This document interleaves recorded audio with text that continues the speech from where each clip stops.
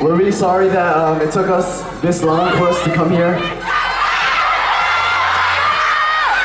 But we've always wanted to come visit Australia, and it sucks that we couldn't come here as 7 of us.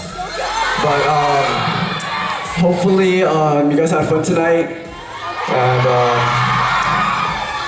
maybe next time we could come back here as GOT7 again. But just thank you guys for always supporting us, even though we're so far away all the time. And we just hope that you guys will always keep on supporting GOT7. And it's because you guys showed us so much love that we were able to come here to Australia.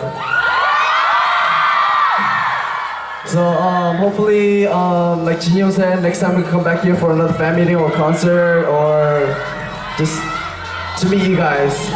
And I hope until then you guys will stay healthy and keep waiting for GOT7. Thank you guys. Love you guys.